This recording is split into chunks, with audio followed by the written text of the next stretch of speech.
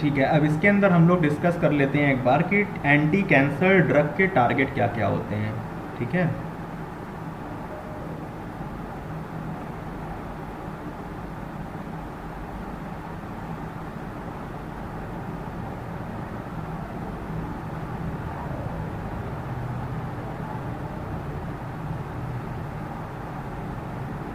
इसमें डिस्कस कर लेते हैं एंटी कैंसर ड्रग्स के टारगेट क्या क्या होते हैं बॉडी के अंदर।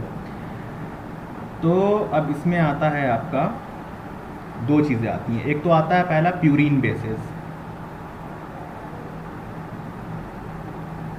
प्यूरिन बेसिस आते हैं। प्यूरिन बेसिस के अंदर कौन कौन से होते हैं? प्यूरिन बेसिस में आते हैं आपके एडेनिन और गुआनिन, दो आते हैं प्यूरिन बेसिस। और एक आते हैं आपके पिरिमिडीन बेसिस।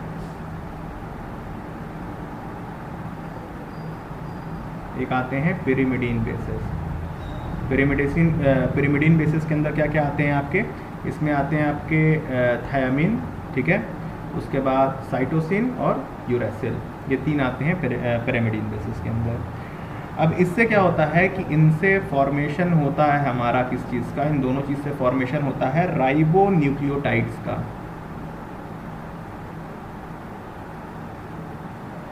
इससे क्या होता है? फॉर्मेशन होता है राइबो न्यूक्लियोटाइड्स का। ठीक, राइबो न्यूक्लियोटाइड से क्या होता है? फिर फर्दर फॉर्मेशन होता है हमारा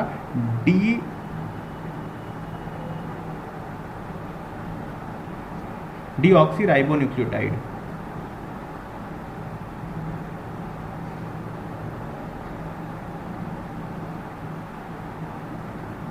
न्यूक्लियोटाइड्स का फॉर्मेशन होता है। अब इन्हीं डीऑक्सी राइबो न्यूक्लियोटाइड से फिर फॉर्मेशन किस चीज़ का होता है? डीएनए का। हमारे बॉडी में डीएनए बनता है, और डीएनए से फिर किसका फॉर्मेशन होता है? हमारे बॉडी के अंदर आरएनए होता है। ठीक है, बना।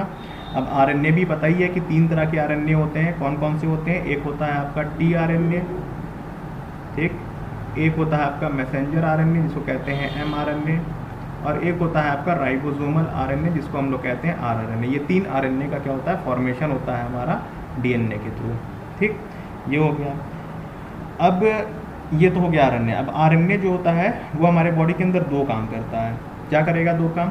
एक काम तो ये क्या करता है कि ये हमारे बॉडी के अंदर ट्रांसक्रिप्शन फैक्टर्स के लिए क्या होता है? रिस्पॉन्सिबल होता है। इसके लिए ट्रांसक्रिप्शन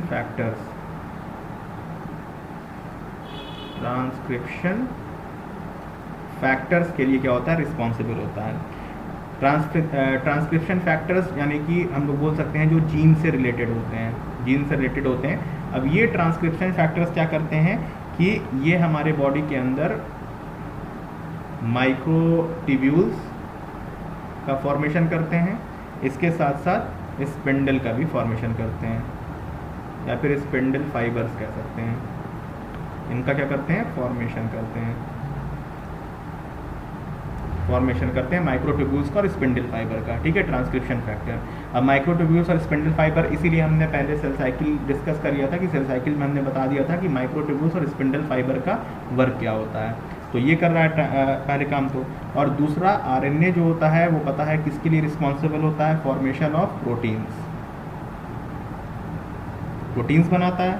प्रोटीन्स जो होते हैं, प्रोटीन्स क्या करते हैं? डिफरेंट तरह के एंजाइम्स फॉर्म करते हैं। प्रोटीन से डिफरेंट तरह के एंजाइम्स होते हैं। तो अब जो एंटी कैंसर ड्रग होते हैं तो ये अलग अलग जगह पर काम करते हैं। एंटी कैंसर ड्रग जैसे बहुत सारे ड्रग्स जो होंगे वो क्या करेंगे? ये जो प्यूरिन बेस होता है यहाँ पे इसको इनहिबिट कर देते हैं, ये इनहिबिट कर देंगे। बहुत सारे ड्रग्स होते हैं जो पिरिमिडीन बेसिस होता है, इसको यहाँ पे इनहिबिट कर देंगे। जब इनको इनहिबिट कर देंगे तो आपकी बॉडी के अंदर राइबो न्यूक्लियोटाइड नहीं बनेगा। बहुत सारे कुछ और ड्रग होते हैं जो डायरेक्टली इस राइबो न्यूक्लियोटाइड को इनहिबिट कर देंगे।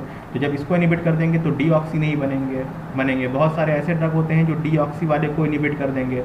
बहुत सारे प्रोटीन को इनहिबिट कर देते हैं, बहुत सारे डीएनए को इनहिबिट कर देते हैं, बहुत सारे आरएनए को इनहिबिट कर देते हैं। तो अलग अलग तरह से हम क्या करते हैं? हर जगह इनको इनहिबिट कर सकते हैं। हर जगह पे हम लोग इनको बहुत सारे आरएनए को इनहिबिट कर देंगे तो ये सारे आरएनएस का फॉर्मेशन नहीं हो पाएगा। जब आरएनएस का फॉर्मेशन नहीं हो पाएगा तो ट्रांसक्रिप्शन फैक्टर नहीं बन पाएंगे, तो मतलब कि फॉल्टी जो माइक्रोट्यूब्यूल्स वगैरह होते हैं इनका फॉर्मेशन नहीं हो पाएगा। इस तरह से आरएनए से जैसे प्रोटीन को यहाँ इनहिबिट कर दिया तो इससे क्या है कि आपके जो फॉल्टी एंजाइम्स हैं उनका नहीं फॉर्मेशन होगा। तो जो एंटी कैंसर ड्रग होते हैं वो अलग अलग जगह पे काम करते हैं।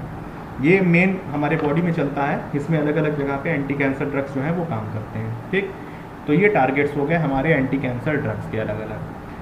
अब आते हैं हम लोग जो मेन चीज़ है इसका, उसके ऊपर आते हैं, वो है आपका drivers of cell cycle.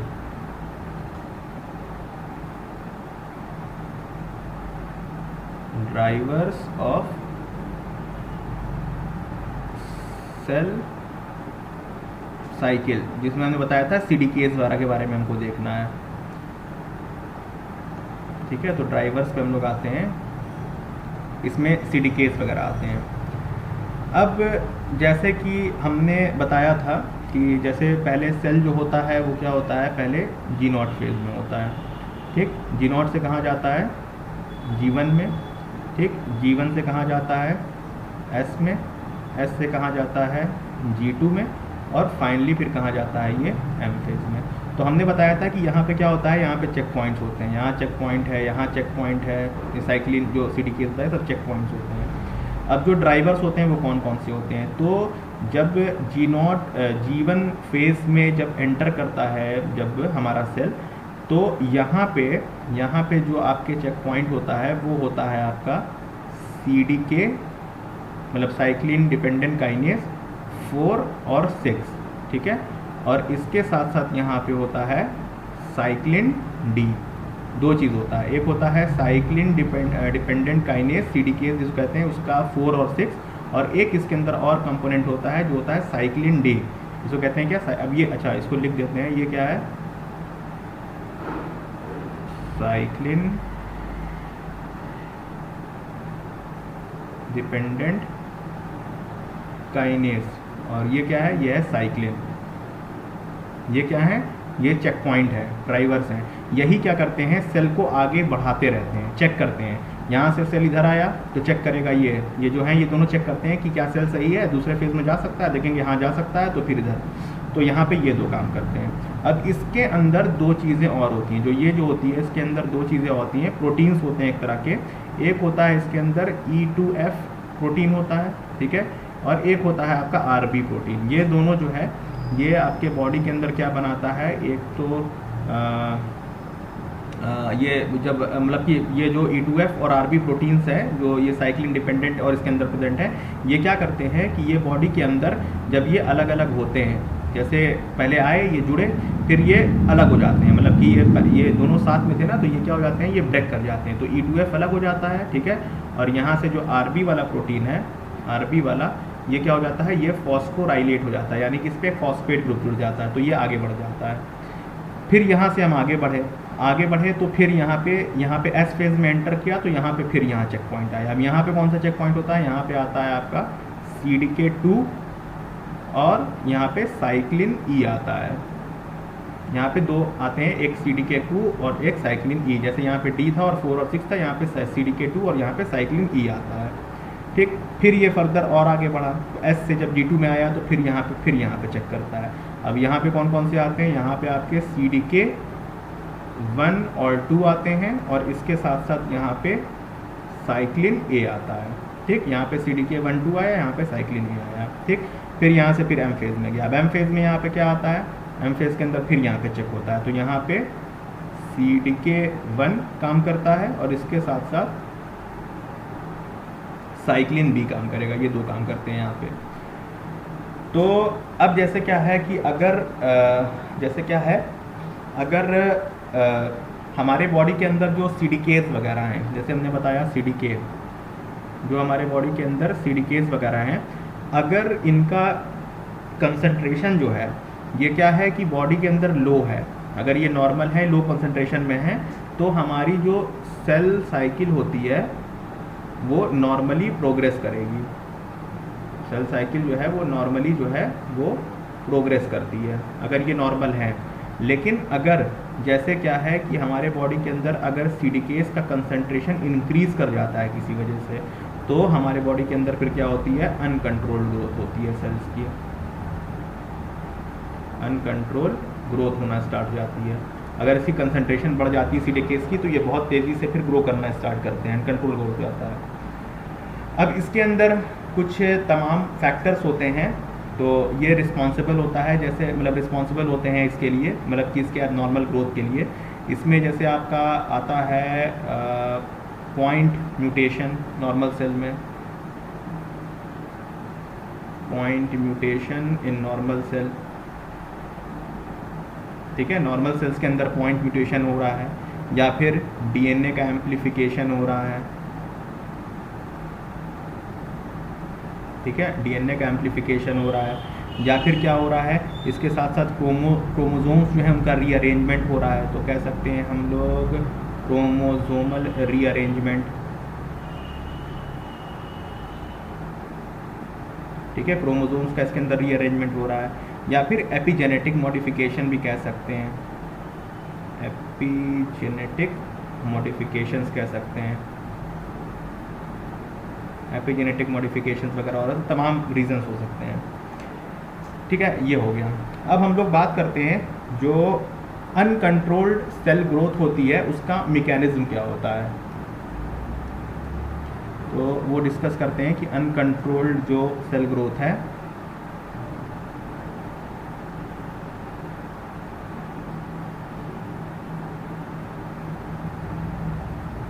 Uncontrolled cell growth mechanism,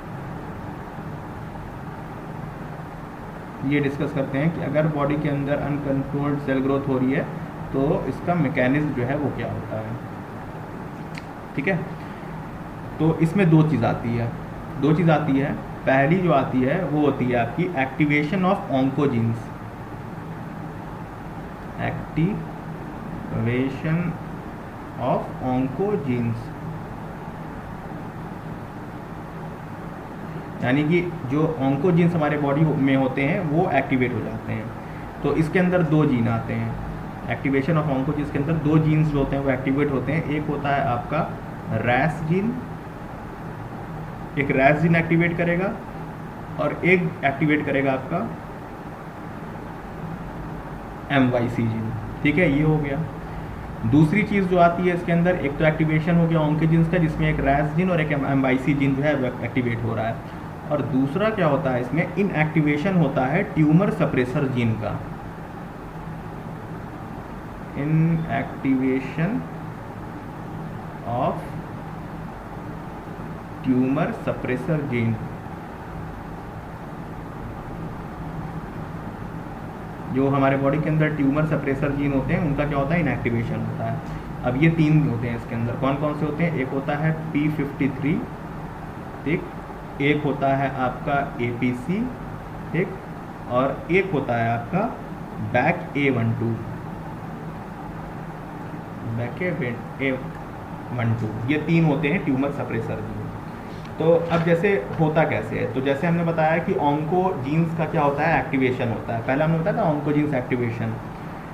तो अब जैसे ऑन्कोजीन्स एक्टिवेशन, अब जैसे यहाँ पे हम बात करते हैं, जैसे पहले वाले की बात कर रहे हैं, सपोज फर्स्ट बात करते हैं ऑन्कोजीन एक्टिवेशन, हमने बताया था ये दो चीज़ होता है, एक ऑन्कोजीन एक्टिवेशन। तो अब क्या है कि सपोज ये हमारे बॉडी में न्यूक्लियस के अंदर ये क्या है, ये आपका DNA हो गया, ठीक, ये DNA है, न्यूक्लियस के अंदर की बात कर रहे हैं ना, तो ये DNA हो गया। अब DNA के अंदर क्या है कि यहाँ पे सपोज यहाँ पे क्या है, ये आपका क्या है, यहाँ पे आपका रैस जीन है, ठीक है, ये आपका क्या है, रैस जीन, जो कि हमने यहाँ बताया था कि एक्टिवेशन होता है ऑन्कोजीन का, तो इसके अंदर किसका होता है एक्टिवेशन, रैस का और MYC जीन का। तो ये सपोज करो ये रैस जीन है। अब जैसे क्या है कि अगर ये रैस जीन जो है, ठीक है, रैस जीन जो है ये नॉर्मली, जैसे अगर हम लोग बोलें अगर इसको काम कैसे करता है, तो रैस जीन जो है ये क्या होता है कि बॉडी के अंदर हमारे एक रैस का रिसेप्टर होता है, क्या होता है, रैस का रिसेप्टर होता है, सेल ही के अंदर होता है, सपोज करो रैस रिसेप्टर है। अब इस रैस रिसेप्टर पे जो ग्रोथ फैक्टर्स होते हैं, हमने बताया था कि इसमें ग्रोथ फैक्टर्स का भी वर्क होता है, जो ग्रोथ फैक्टर्स होते हैं हमारी बॉडी में तमाम तरह के होते हैं, ये ग्रोथ फैक्टर्स जो होते हैं ये भी आके जो ग्रोथ फैक्टर्स के रिसेप्टर होते हैं उस पर आके अटैच होते हैं, और इसे एक्टिवेट करेंगे। अब ग्रोथ फैक्टर जो है वो ग्रोथ फैक्टर के रिसेप्टर पे आया, सपोज ये हमारा ग्रोथ फैक्टर का रिसेप्टर है, इस पे आया, इसको इसने क्या किया, एक्टिवेट किया। एक्टिवेट किया, अब ये ग्रोथ फैक्टर क्या करेगा, ये रैस वाले रिसेप्टर को एक्टिवेट करता है, एक्टिवेट करेगा। एक्टिवेट करने से क्या होगा कि जो रैस जीन है वो एक्टिवेट हो जाएगा। अब ये रैस जीन जो है ये क्या कराता है बॉडी के अंदर, ये रैस जीन जो है, अब यहाँ से रैस जो है एक्टिवेट हो गया। रैस जीन मतलब समझ लो यहाँ पे एक तरह से हम लोग कह सकते हैं कि ये जो रैस रिसेप्टर पे मतलब होकर ये रैस प्रोटीन का एक्टिवेशन कराता है, मतलब प्रोटीन्स का फॉर्मेशन करता है रैस प्रोटीन। अब ये रैस प्रोटीन क्या करेगा, ये फर्दर आगे फॉस्फोराइलेशन करवाता है, फॉस्फोराइलेशन करवा रहा है, ठीक है। फॉस्फोराइलेशन की वजह से क्या होता है, फर्दर आगे ट्रांसक्रिप्शन फैक्टर्स जो होते हैं वो एक्टिवेट होते हैं, ट्रांसक्रिप्शन फैक्टर्स एक्टिवेशन होता है, ट्रांसक्रिप्शन फैक्टर्स जो है वो एक्टिवेट होते हैं। इनके एक्टिवेट होने की वजह से क्या होता है, फिर फर्दर डीएनए का फॉर्मेशन होता है, ठीक है, डीएनए बनेगा। अब डीएनए जब बनेगा तो डीएनए क्या करता है, फिर डीएनए जो है वो प्रोटीन बनाता है, क्या बनाएगा, मेक प्रोटीन। डीएनए जो है वो प्रोटीन का फॉर्मेशन करेगा, किसके लिए, for cell growth, cell growth के लिए क्या करेगा, प्रोटीन का फॉर्मेशन करेगा। अब जिससे क्या होता है कि जैसे जो आपका G1 फेज़ है, G1 फेज़ से S फेज़ के अंदर गया तो ये जो है ये कॉज कराएगा, ठीक है। ये आपका नॉर्मल वर्किंग हो रही है, जैसे हमने बताया रैस जीन का जो एक्टिवेशन। अब इन्हीं का क्या होता है, ये जो प्रोटीन बनाता है सेल ग्रोथ के लिए, तो ये प्रोटीन जो होता है ये सीडीकेज जो हमने बताया था, सीडीकेज को बनाने के लिए जो प्रोटीन है वो तुम्हारा डीएनए जो है वो बनाता है। इन्हीं का क्या होता है, क्योंकि ऑन्कोजीन्स के एक्टिवेशन की वजह से जो रैस जीन होता है इसका ओवर प्रोडक्शन हो जाता है, इसका क्या हो जाता है, ओवर प्रोडक्शन हो जाता है। तो जब इनका ओवर प्रोडक्शन हो जाएगा, रैस का, तो अपने आप क्या हो जाएगा, हमारे बॉडी के अंदर जो सेल्स होते हैं वो ज़्यादा प्रोलिफरेट करने लगेंगे। जब इनका एक्टिवेशन हो जाएगा तो प्रोलिफरेट करने लगेंगे, ठीक है। और वही हमने बताया कि जो रैस जीन है इसका क्या हुआ है, किसी वजह से क्या हो गया है, इसका म्यूटेशन हो गया है। यहाँ पे कह सकते हैं कि इनका म्यूटेशन होने की वजह से ये जो पूरे इनकी साइकिल जो बना रहे थे ये गड़बड़ हो जाती है, जिसकी वजह से कैंसर सेल्स का फॉर्मेशन जो है बॉडी के अंदर होने लगता है। तो एक तो चीज़ ये हो गया, ठीक है। उसके बाद जो सेकेंड है वो है आपका MYC। तो पहला तो हमने रैस देख लिया, सेकेंड MYC भी देखते हैं। अब सपोज करो यहाँ पे एक और जीन है, तो हमने बताया कि यहाँ पे आपका MYC जीन है, सपोज करो ये, ठीक है, ये MYC जीन है। अब ये MYC जीन जो है ये क्या करेगा कि जब ये मोर क्वांटिटी में ये जब, ठीक है, अब ये MYC जीन जो होता है ये क्या करता है कि ये बॉडी के अंदर सेल ग्रोथ सर्वाइवल एक्टिविटी को इंक्रीज करता है।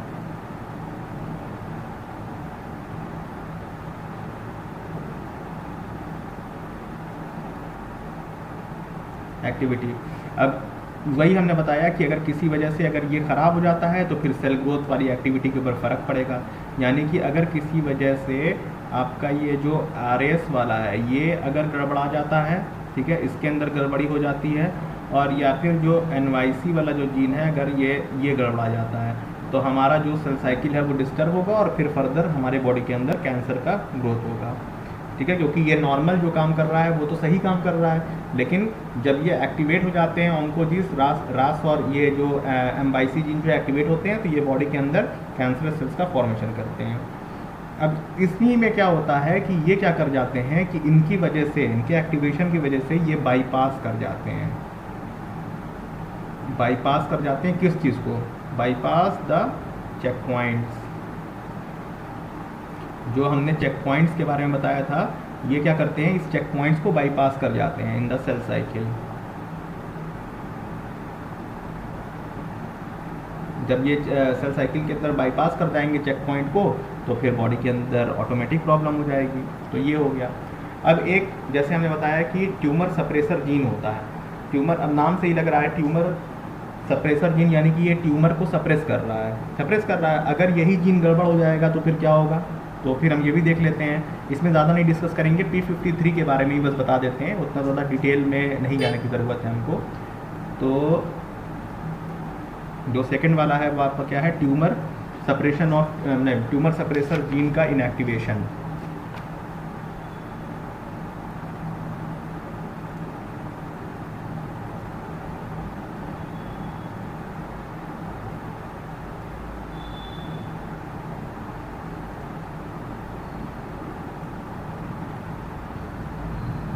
ठीक है, inactivation of tumour suppressor gene.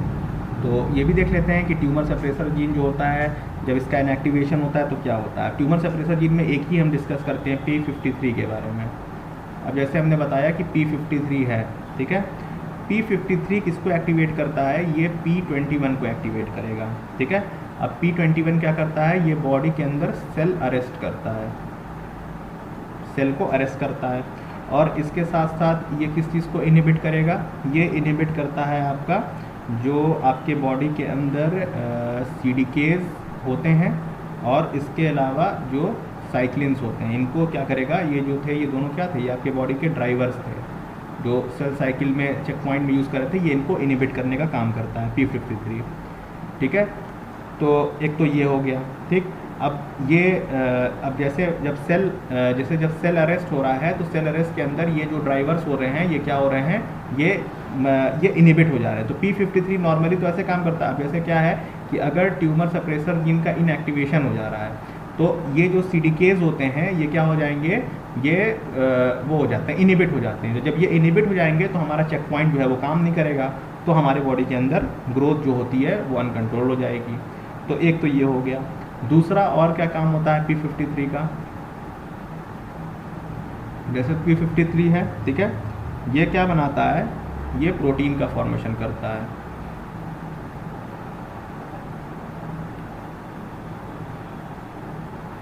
इसलिए फॉर सेल रिपेयर, सेल को रिपेयर करने के लिए P53 जो है ये फॉर्मेशन करता है। तो फर्दर फिर किस चीज़ का मतलब कि ये रिपेयर करेगा, ये DNA को रिपेयर करेगा।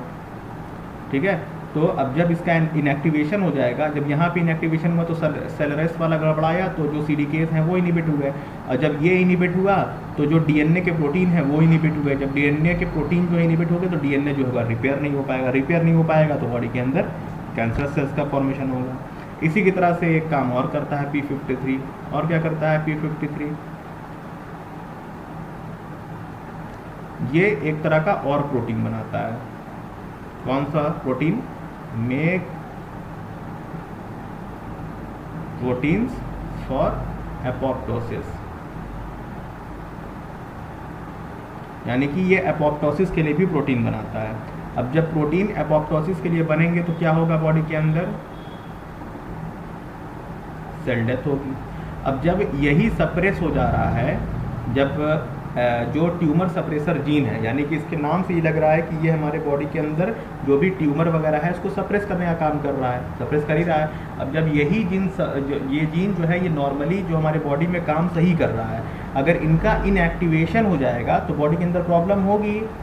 देखा ही कि जैसे कि जो साइक्लिन डिपेंडेंट काइनेज और जो साइक्लिन है वो क्या हो जाएंगे, वो गड़बड़ हो जाएंगे, तो हमारे जो सेल साइकिल होगी उसका जो चेक पॉइंट होगा वो सही से नहीं रेगुलेट हो पाएगा, तो हमारे बॉडी के अंदर कैंसर सेल्स का फॉर्मेशन होगा। इसके साथ साथ ये हमारे बॉडी के अंदर ऐसे प्रोटीन्स का फॉर्मेशन करता है जो हमारे बॉडी के अंदर सेल को रिपेयर करता है, और DNA वगैरह को रिपेयर करेगा, तो उसमें भी गड़बड़ी हो जाएगी, DNA को भी ये रिपेयर नहीं कर पाएगा। ठीक, उसके साथ साथ P53 जो होता है ये हमारे बॉडी के अंदर ऐसे प्रोटीन्स का फॉर्मेशन करता है जो कि एपोप्टोसिस वगैरह करवाता है, तो हमारे बॉडी के अंदर एपोप्टोसिस जो है वो भी नहीं हो पाएगा। तो यानी कि सब गड़बड़ ही गड़बड़ है। तो जैसे कि P53 के बारे में बताया, P53 इस तरह से काम करता है। इसी तरह से जो दो और थे, एक होगा आपका APC और एक हो गया आपका BACA12, ये भी इसी तरह से काम करते हैं। लेकिन हमने बस P53 के बारे में डिस्कस किया क्योंकि एक ही जान लो वो बहुत है, ज़्यादा डिटेल में जानने की ज़रूरत नहीं है। तो इस तरह से आपकी कैंसर की पैथोफिजियोलॉजी जो होती है वो होती है ख़त्म। ठीक है, I will be providing you the notes of this in the form of PDF, so that you can study well, and you can also go through सारे मतलब कि all the videos for more information, and then you have to follow the PDF and the notes for more grasping of this topic cancer. ठीक है, तो hope you like this video, understand करिए इसे अच्छे से, ठीक है। चैनल्स को सब्सक्राइब कर दीजिए और इसके साथ साथ वीडियो को लाइक भी करिए, ठीक है, और अपने फ्रेंड्स वगैरह में भी शेयर करिए ताकि उनको भी इससे बेनिफिट मिल सके। So thank you very much and have a nice day.